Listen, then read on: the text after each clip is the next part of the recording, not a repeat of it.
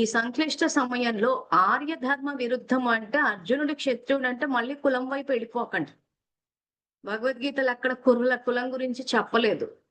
ఈ మాట అన్నప్పుడు వర్ణ వ్యవస్థ గురించి చెప్పాడు కదా అంటే అది కూడా ఆత్మకు వర్తింపజేయాలి, దేహానికి కాదు. చాలా మంది బ్రాహ్మణ, క్షత్రియ, వైశ్య, శూద్రులు అంటే మళ్ళీ కులం వైపు వెళ్ళిపోయారు. అది కులం కాదండి వర్ణం అంట అని చెప్పి మళ్ళీ దేహానికి వర్తింపజేసి ఎటో తీసుకెళ్లిపోయారు. యాక్చువల్ గా బ్రాహ్మణ, క్షత్రియ, వైశ్య, శూద్ర అన్నది కూడా ఆత్మకు వర్తింప చేయాలి. తర్వాత కవర్ చేస్తాను నేను. ఆ శ్లోకాలు ఉన్నాయి. సో ఈ సంక్లిష్ట సమయంలో ఆర్యధర్మ విరుద్ధము అంటే ఆత్మ క్షత్రియుల్లాగా శాస్త్రము, ఇప్పుడు మనం తెలుసుకుందే శాస్త్రము, అస్త్రాలు, మన దగ్గర ఉన్న సంకల్పాలన్న శక్తి, ఏమేమి అస్త్రాలు వాడాలి, ఏ రకంగా యుద్ధం చేయాలన్నది కూడా నేను నేర్పిస్తాను ఈ అంతర్గత యుద్ధంలో. అస్త్ర శస్త్రాలతోటి కర్మక్షేత్రంలో నిలబడాలి అంటారు.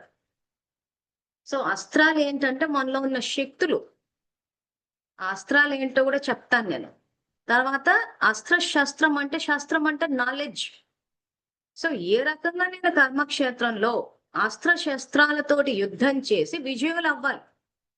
అందుకే ఆత్మక్షత్రియులుగా. సో అందుకే ఆర్యధర్మం ఏం చెప్పింది? నీలో ఉన్న బలహీనతల్ని చంపమంటోంది.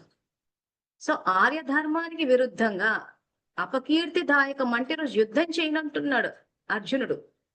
నరక ప్రాప్తి హేతువు. సో నేను స్వధర్మంలోకి రాను, నేను పరధర్మంలోనే ఉంటానంటే, కామక్రోధంలో అహంకారంలోనే ఉంటాము అని అంటే అక్కడ నరకమే అనుభవంలోకి వస్తుంది. సో నరక ప్రాప్తి హేతువై నీ పాడు బుద్ధి నీకెందుకు పుట్టింది? నపుంసకుడిలాగా అధైర్యం పొందకు.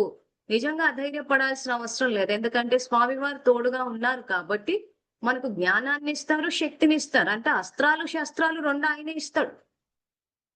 కానీ ఆయన ఎందుకు యుద్ధం చేయట్లేదంటే సమస్య మనలో ఉంది. ఈరోజు మనకు రోగం వస్తే డాక్టర్ మందు ఇస్తే మందు మనం వేసుకోవాలి, కానీ డాక్టర్ వేసుకోడు కదా. సో ఇక్కడ శ్రీకృష్ణుడు యుద్ధం ఎందుకు చేయనన్నాడంటే ఇక్కడ అధైర్యపడుతుంది మనము. మనలో శక్తి బయటికి రావాలి ఇక్కడ.